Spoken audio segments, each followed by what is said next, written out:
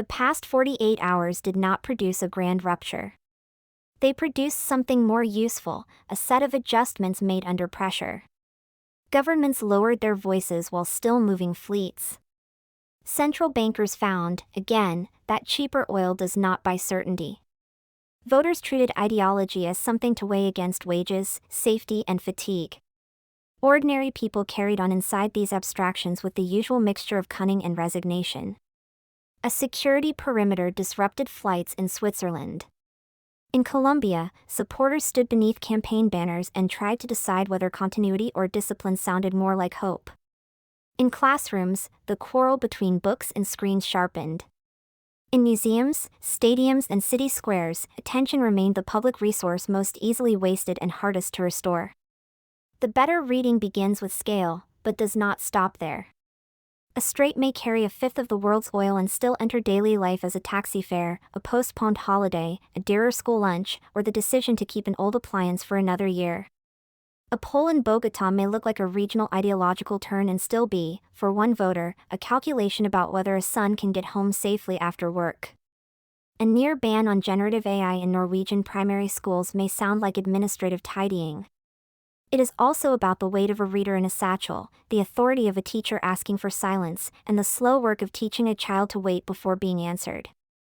The main diplomatic movement came not as theater, but as procedure. American and Iranian officials began peace talks at Switzerland's Bergenstock resort after an interim memorandum intended to end the recent war, while Washington warned against renewed obstruction of the Strait of Hormuz and Tehran insisted that nuclear questions would wait until fighting had ceased. Bergenstock has the odd air of a place designed to make history look like competent management. Yet the language around the talks still carried force. A commercial passageway was being treated as infrastructure, symbol, and hostage at once. When oil markets reacted to the uncertain opening of talks and threats over Hormuz, they were not merely pricing barrels. They were pricing hesitation, pride, legal ambiguity, naval risk, and the patience of insurers, who are not paid to be romantic. The interim arrangement sketched a careful exchange of restraint. It contemplated renewed commercial passage through Hormuz, a lifting of American naval measures on Iranian ports, a reconstruction fund, and future negotiation over Iran's nuclear status. It left the hardest questions, including enrichment and verification, for later. Lower energy prices after the deal were not enough to make central bankers declare victory over inflation. Nor should they have been. Hormuz is only one narrow gate in a world economy threaded through Malacca, Suez, Panama, the Turkish Straits, and Bab el-Mandeb. The modern consumer imagines supply as a digital promise made at checkout. The merchant navy knows better. It lives by draft depth, insurance clauses, canal queues, radar screens, and the judgment of captains who have learned to distrust tidy maps. Central banks were conducting their own choreography.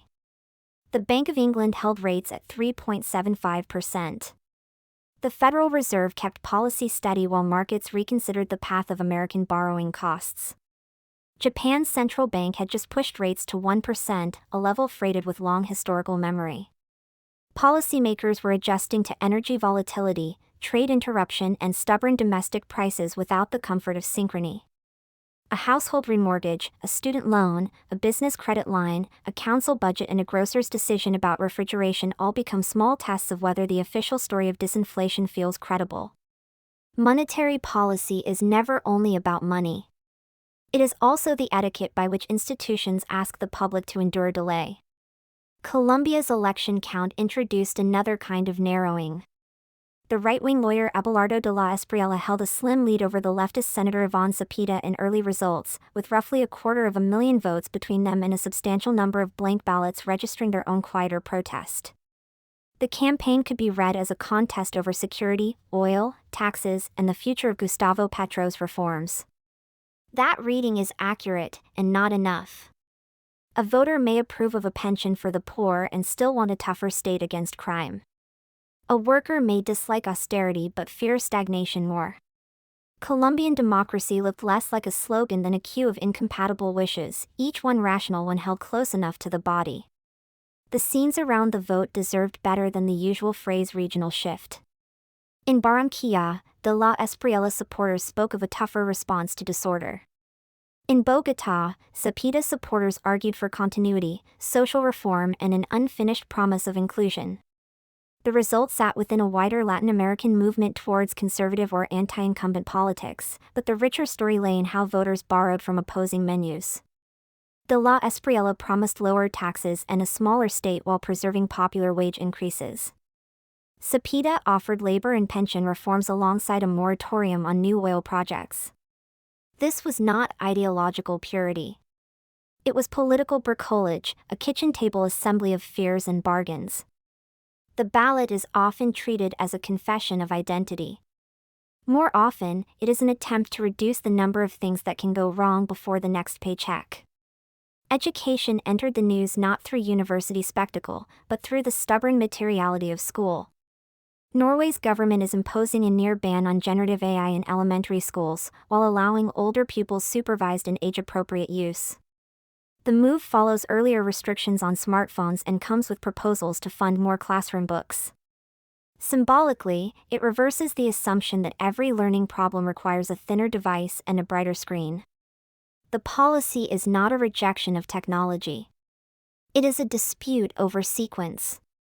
Children who have not yet acquired patience, handwriting, attention, memory, and the habit of rereading may be ill-served by tools that answer before the question has properly ripened. That dispute sits beside a wider unease about credentialism and the early labor market. Ambitious graduates may find AI a boon, not merely a threat. Yet many members of the class of 2026 fear that AI will eliminate entry-level jobs. The tension is familiar on campus. Students are told to be flexible, entrepreneurial, data literate, ethically alert, globally minded, and emotionally resilient, preferably by Thursday. At the same time, reading itself becomes harder to protect from interruption. The contemporary university must satisfy two incompatible demands. It must certify employability in a language employers recognize while defending slow intellectual habits that are almost commercially embarrassing. The library and the internship portal now occupy the same mental corridor. Students move between them with a seriousness that can make them look older than their years. The loveliest science item of the period was neither a billion-dollar telescope nor a triumphant machine, but a tiny bee hiding in a wall. From Puducherry came the story of India's stingless bees, native urban pollinators whose nests may be found in unexpected domestic spaces and whose importance becomes visible only when one learns to look at smallness without condescension. The story matters scientifically because it treats the city not as nature's enemy but as a layered habitat, full of crevices, balconies, gardens, and neglected corners where relationships between species persist.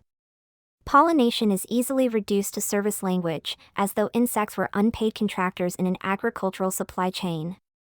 Field biology restores a more curious grammar. The bee is not merely useful. It is a form of intelligence about place. This kind of discovery matters because it slows the eye. Science journalism often arrives dressed as alarm management, and sometimes must. But the intellectual pleasure of science also lies in noticing that the world is stranger, more patient, and less human-centered than our metaphors permit.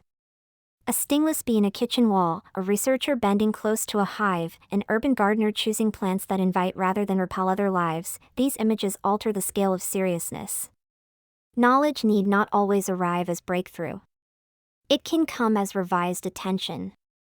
In that sense, the small bee belongs beside oceanography, archaeology, and astronomy. Each asks the same discipline of perception, which is to let something exist before forcing it into usefulness. European cities spent the solstice negotiating pleasure and heat.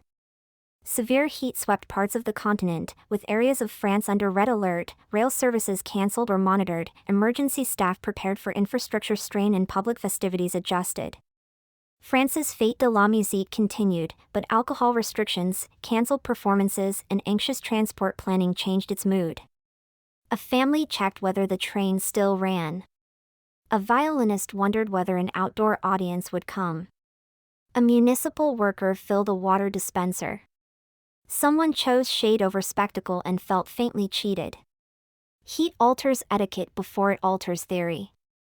It changes how closely people stand, how slowly they walk, how much patience a crowd possesses, and how quickly celebration becomes a negotiation with the pavement. Urban leisure raised the old question of belonging. On Rügen, Germany's Baltic island, tourism and conservation pressed against each other. Visitors moved through beaches, trails and protected zones with the confidence of people who had paid to be free. The facts sound administrative. The emotional situation is sharper. People travel to feel unconfined, then discover that every beautiful place contains rules written by those trying to keep it beautiful. A loose dog on a protected path, a drone at night, a camper too close to a forest. Each is minor until multiplied by millions. The island becomes a lesson in the politics of touch. To love a place is not the same as consuming it without restraint. Sport offered another urban grammar.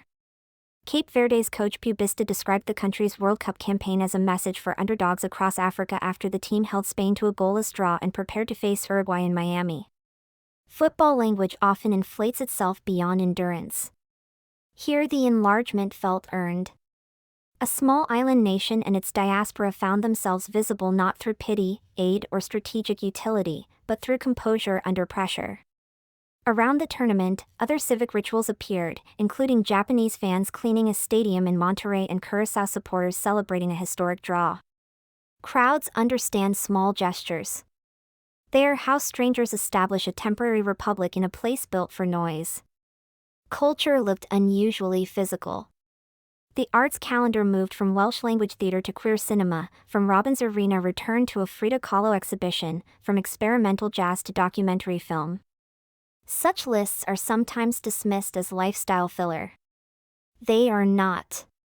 They mark a shift in audience behavior.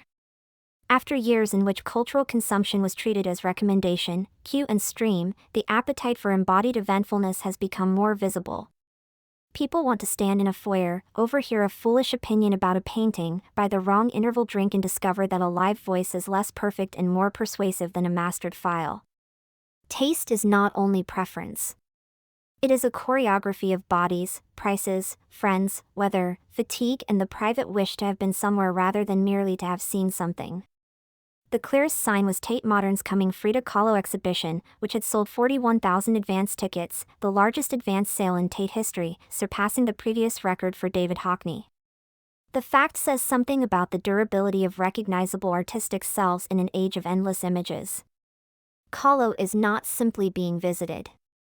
She is being approached as style, face, myth, pain, color, defiance and self-construction. There is a risk in that, because celebrity can thicken around an artist until the work becomes decorative evidence for the legend. Yet museums understand that blockbusters also finance quieter rooms. The crowd gathered for the icon may drift into a less famous canvas and find the day altered. Culture survives partly through such accidents. Fête de la musique and renewed attention to Matisse added another inflection. A free city festival disperses music into streets, while Matisse asks what happens when color becomes thought rather than ornament. Together they point towards an aesthetic mood less obsessed with novelty than with renewed looking. The public is not tired of beauty, whatever fashionable severity may claim. It is tired of being hustled through beauty as content. A song heard from an open window, a blue cutout, a brass line crossing a square, a rehearsal glimpsed through a door, these experiences resist the metrics by which platforms measure attention. They last because they are half caught. The best aesthetic moments still have the tact to arrive before one is ready. Human relations were not a separate category. They flickered inside everything else. Elections placed generations in argument over safety and welfare. Heat changed the terms of companionship in public spaces. A museum queue turned solitary fandom into a collective posture. A football crowd made diaspora audible. These are not sentimental additions to the serious story. They are how the serious story acquires meaning. Loneliness is often discussed as an epidemic, but it also appears in the small humiliations of etiquette, the unanswered message, the friendship maintained by reaction icons, the date rearranged because trains are unreliable, the family chat where politics becomes too hot and then someone, mercifully, sends a photograph of dinner. The more hopeful transformations were modest. In the Norwegian classroom, adult authority reappeared not as nostalgia but as protection of attention. In the Indian home with hidden bees, domestic space became porous to ecological curiosity. In Cape Verde's football ascent, pride traveled through a diaspora without needing diplomatic translation. In Colombia, blank ballots showed that refusal can be articulate, not merely apathetic. None of this cancels fear, nor does it require optimism to behave like a civic duty. It shows instead that people keep inventing intermediate forms of trust. Not every repair is institutional. Some repairs are conversational, aesthetic, pedagogical, or ceremonial, held together by manners, memory, applause, and the stubborn wish to be recognized without being absorbed. The workplace story with the sharpest modern edge came from Canada. TD Bank told some financial crimes and risk management employees that it would use WorkEQ, software from ActiveOps, to track time spent on browsers, internal chat, and meeting applications, while insisting that it would not listen to conversations and was intended for resource allocation and workflow understanding. Employees raised questions about privacy, consent, and performance management.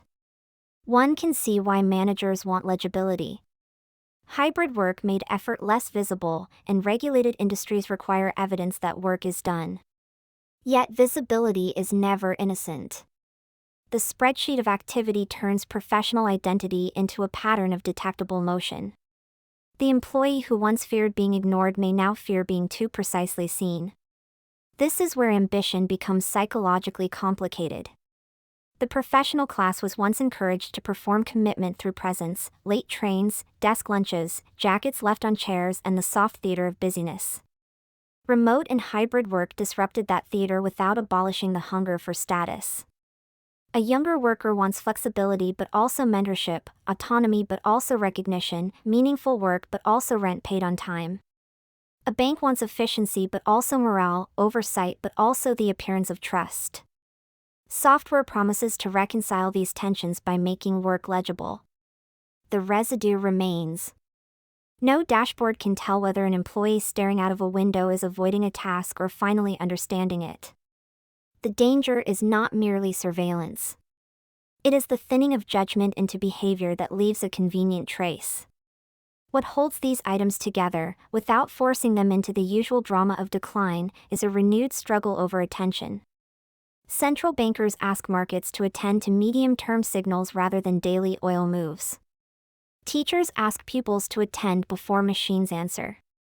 Museums ask visitors to look long enough for a famous face to become paint.